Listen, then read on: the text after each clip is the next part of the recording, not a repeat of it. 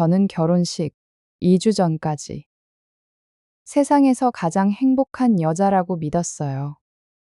청첩장도 다 돌렸고, 드레스 피팅도 끝났고, 신혼여행 짐까지 슬슬 싸기 시작했거든요.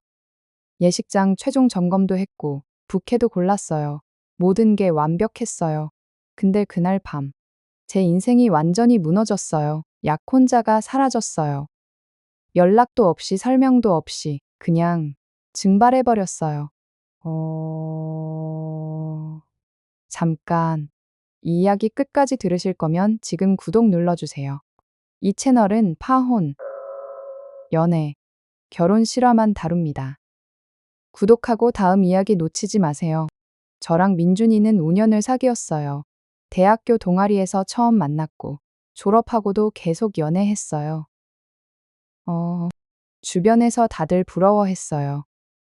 싸우는 것도 못 봤다고, 진짜 잘 어울린다고. 저도 그렇게 믿었어요.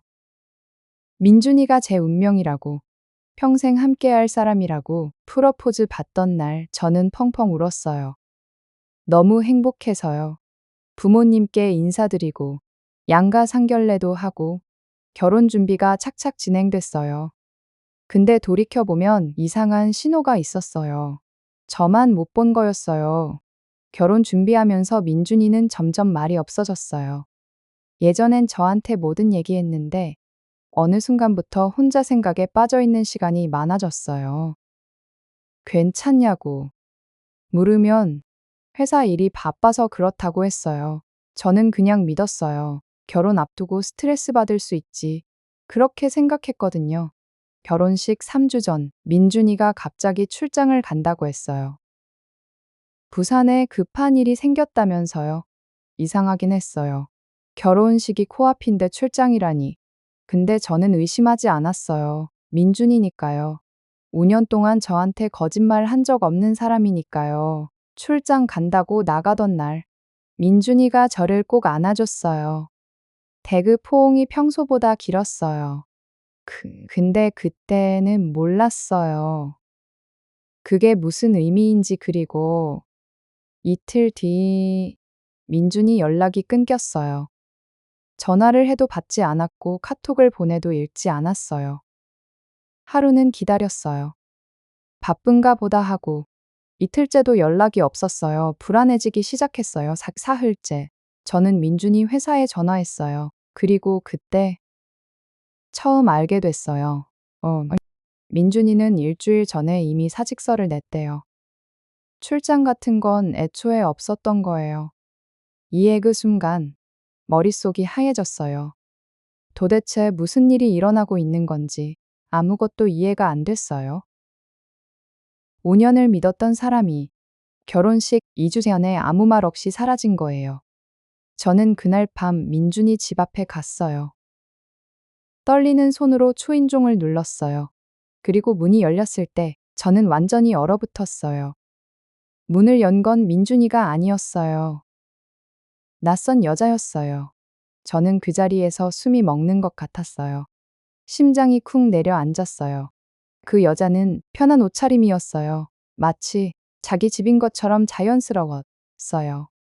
누구세요? 그 여자가 저를 위아래로 훑어보며 물었어요.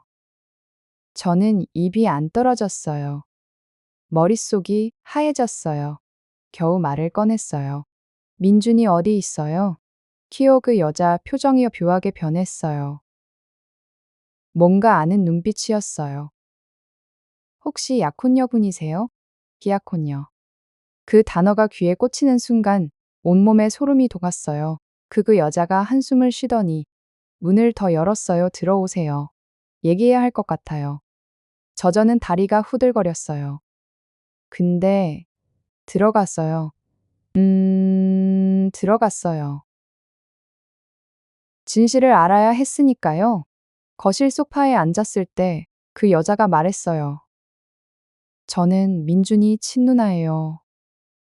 누누나.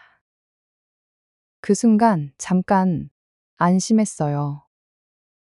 근데 그게 끝이 아니었어요. 민준이가 어제 떠났어요. 외국으로요.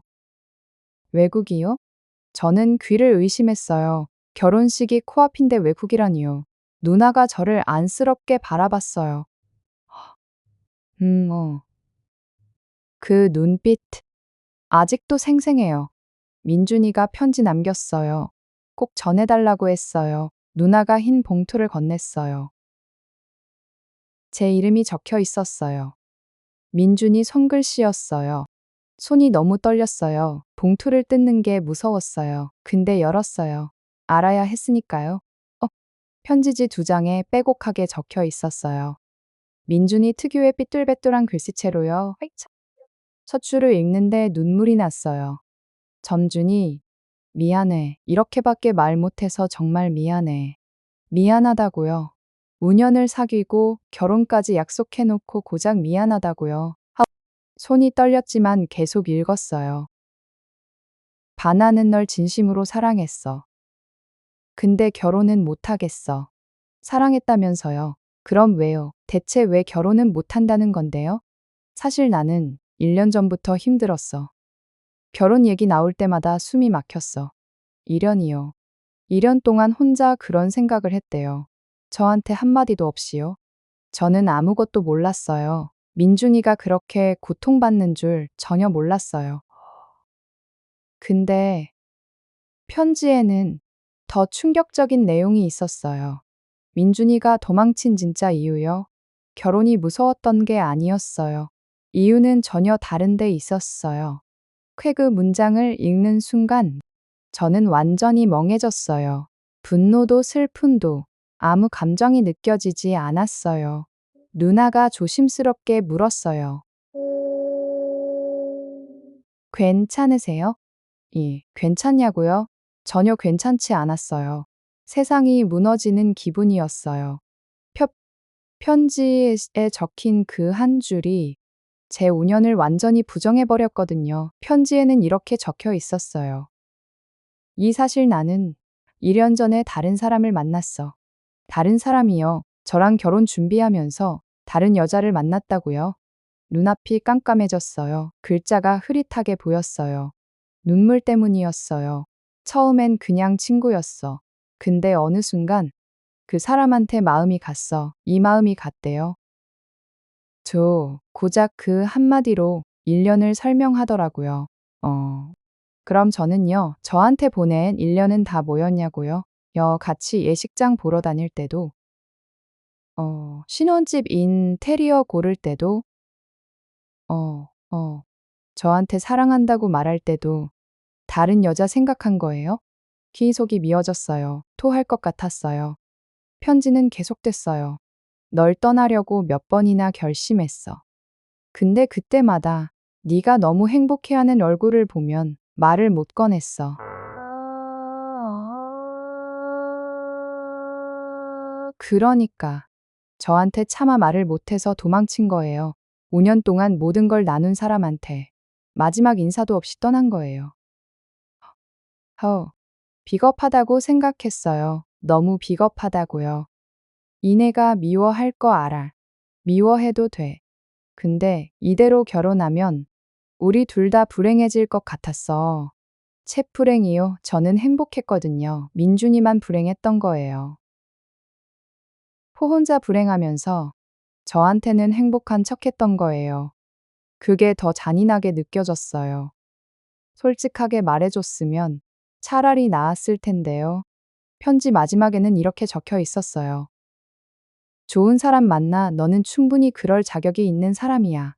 그 문장에서 저는 완전히 무너졌어요. 소리내서 울었어요. 좋은 사람 만나라고요. 결혼식 2주 전에 도망치면서 그런 말을 하다니요. 누나가 옆에서 등을 쓸어줬어요. 아무 말도 안 하고요. 그날 밤 저는 집에 어떻게 돌아왔는지 기억이 안 나요. 현관문을 열자마자 주저앉았어요. 엄마가 달려왔어요. 무슨 일이야? 왜 이래? 이전은 말을 못했어요. 울기만 했어요. 엄마가 저를 안아줬어요. 한참을 그렇게 울었어요.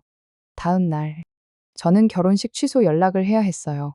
예식장, 스드메, 청첩장 받은 모든 사람들한테요. 그게 얼마나 창피하고 고통스러운 일인지 겪어본 사람만 알 거예요. 결혼 못하게 됐어요. 이 말을 수십 번 해야 했어요. 상대방이 묻지 않아도 시선이 느껴졌어요. 불쌍하다는 눈빛이요. 친구들은 위로한다고 이런 말 했어요. 차라리 결혼 전에 알아서 다행이야. 다행이요. 그 말이 위로가 안 됐어요. 하나도 안 됐어요. 5년이 사라진 건데. 그게 어떻게 다행이에요. 아,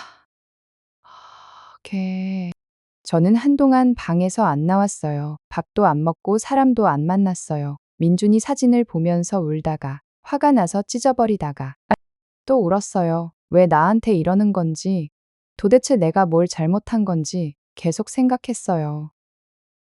그렇게 2달이 지났어요. 어느 날 엄마가 방문을 열고 들어왔어요. 이제 그만 나와. 네의 인생은 계속되어야지. 다해. 네의 인생은 계속되어야지.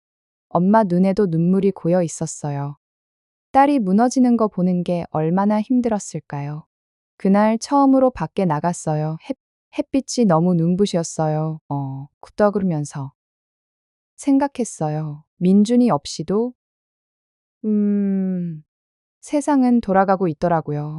저만 멈춰 있었던 거예요. 그때 깨달았어요. 민준이가 떠난 건 제 잘못이 아니에요. 비겁하게 도망친 건 민준이 선택이에요. 저는 잘못한 게 없어요. 시간이 더 지났어요. 상처가 아물기 시작했어요. 아직도 가끔 민준이 생각나요. 원망도 하고 그리울 때도 있어요. 근데 이제 울지는 않아요. 그 사람 때문에 더 이상 무너지지 않기로 했어요. 요즘 저는 다시 웃어요. 친구들도 만나고 새로운 일도 시작했어요. 언젠가 진짜 제 사람을 만나겠죠.